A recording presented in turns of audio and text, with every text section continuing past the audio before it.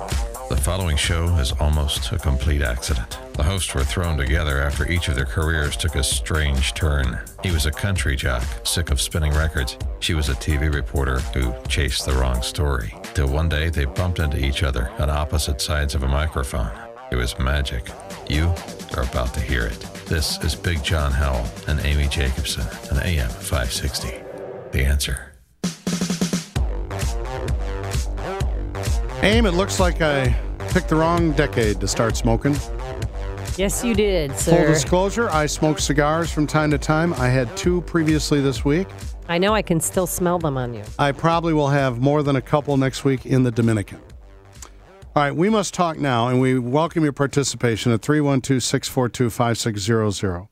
We must talk about an effort from a couple of Democratic lawmakers here in this state to ban smoking in cars where children are riding. So in other words, if you're an adult and you are a smoker, you're over age 18, you choose to smoke, you choose to take on the inherent risk that comes with that, that's your business. But if you're in a car with a child, yours or somebody else's, guess what? They want to ban smoking. You then would be a criminal if you smoke inside a car with children present. 312-642-5600. I'd like to know if you do so. If you don't, why?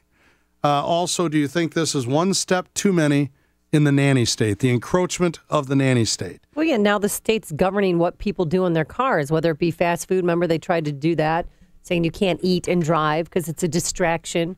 We can't talk on our cell phones now, which I understand that because that's proven to be lethal. But when they start governing what you do, like you can't smoke in your car with your children present, that's too much. I mean, right. Slowly and slowly, your rights as a smoker is being taken away. Losing our freedoms one puff at a time. Yeah. I don't know if this is encroaching big government or us just getting smarter. And I'm going to go through a lot of statistics from the CDC, Center for Disease Control. If you choose to believe them, you can do so. These are official government statistics. If you want to discount them or dismiss them, you can do so, your choice. Let's get into the subject, though. Yes, you mentioned distracted driving. We already have laws on the books for distracted driving, whether that's because of a cell phone or a Big Mac, it doesn't matter, okay? You can't drive in your car with an open container of alcohol, with or without children. Right. You can't drive drunk with children or without children. We have to put kids into safety seat belts. Right. We have to put babies into baby seats, right? Yeah, but this proposal says if you're pulled over, they could give you a $100 ticket for doing something that's legal. It's legal right now to smoke and drive, but it's going to soon be illegal to smoke and drive with kids in your car. Full disclosure, I have smoked cigars around my son. I don't do so nearly as often as I used to because he complains. But you used to smoke a cigar in the car when he was present. Sure. Now, why did you stop doing that? Well, because he was starting to complain. He actually loves cigars, and I'm sure that I've tainted him at this point where he's going to try cigars when he gets older. John, I think he's already probably tried one. You're probably right. And that doggone chewing tobacco. All these kids are into that now, too. Really? But we're trying to deal with that at this point. All these football players think that they have to chew tobacco to be cool. Anyway, set that aside. So I don't do that any longer because when he goes to school, if he's been around me, now teachers, the dean, other administrators take him aside and say, hey, no smoking on campus, and if we catch you with tobacco products, you're going to get a suspension, mandatory suspension, zero tolerance, all of that. And you know, he doesn't want to get pinched for that because he's not doing that, but just being around me. All right, 312-642-5600. My libertarian friends, is this a good idea if for no other reason based on these statistics? Secondhand smoke, according to the CDC, and you can look this up at cdc.gov, secondhand smoke causes an estimated 46,000 premature deaths from heart disease each year in the United States alone. That's among non-smokers. So take smokers out of the mix, an additional 46,000 premature deaths. Non-smokers who are exposed to secondhand smoke at home or at work increase their risk of developing heart disease by up to 30%. Ooh. As far as kiddies, even brief secondhand smoke exposure can damage young cells in ways that set the cancer process in motion at the earliest of ages. As with active smoking, the longer the duration and the higher the level of exposure to secondhand smoke, the greater risk of developing lung cancer, even in the youngest members of our society. Secondhand smoke and children. Studies show that older children whose parents smoke get sick more often.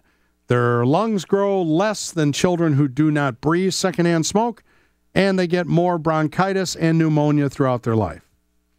Wheezing and coughing. Isn't that the new team at B96? Oh, no, that's Hack and Wheeze. I'm sorry, Hack and Wheeze. That's a new morning show at B96. Gosh, I wish they'd bring back Eddie and Jobo. Are they still alive? They are, John. Wheezing and coughing are more common in children who breathe secondhand smoke, and secondhand smoke can trigger asthma attacks in children who are likely to have that. In other words, it exacerbates already existing problems. I have your point. But if they start with you smoking in your car with kids and ban that, what's next? They're going to go into your home and say you can't smoke a cigarette in your home with kids present? Well, I mean, it's common courtesy here. I'm not a smoker, but I wouldn't smoke in front of my kids, especially in my house. I'm too anal for that. I don't want that in my home. But it's still, you're right, it's not an illegal product. This is so confusing. And this state senator who's proposing this legislation, Ira Silverstein, she's a Democrat, state Democrat. She's been on our program because she's the one who wanted the cent tax on bullets. Oh, yeah. And that revenue would go to Trauma One level centers that deal with gunshot victims. Okay, $100 a ding. They don't pull you over specifically for this yet, but if you're pulled over for speeding, a broken taillight, what have you, an incorrect turn, bumping through a red light camera, whatever it is, and they discover that you are smoking and there are children in the car, it's an additional $100 first offense. That's if this passes. We're talking about proposed legislation, but it's a civil liberties sort of issue. It's a libertarian sort of issue. It's a personal freedom versus it takes a village sort of issue. 312-642-5600. I do buy, partner, what you're saying as far as incrementalism, in as much as, well, if we're all in this healthcare system together now, and it's in your best interest that I don't go to White Castle because you're helping pay for my healthcare costs. Right. And I want you to feel better today. Then if, in fact, I catch a parent smoking around their child, that's going to cause their child to be sick. I'm going to have to pay for that. Thus, I have a vested interest and a say. And if I see you feeding your children bad food, I know that they're going to develop a heart disease. I'm going to have to pay for it. I have a vested interest. Where does it stop? Where does it stop? That's the problem with this. Good intentions, but it could go horribly, horribly wrong. Look, we can't protect everybody from bad parents. We can't protect everybody. Well, we can't. There's people we disagree with in a lot of different areas when it comes to their choices as parents. I just don't know. I understand why we demand that we put babies in baby seats. I guess a true libertarian would say, hey, parents can do with their children what they want. And if something bad happens to their child during an accident because they didn't have the forethought to put them in a safe seat, hey, that's nature. That's how it goes. The problem is we're paying for everybody's medicine now and their care, their critical care, their emergency care, their end-of-life care. That's how come everybody has a vested interest. I don't know.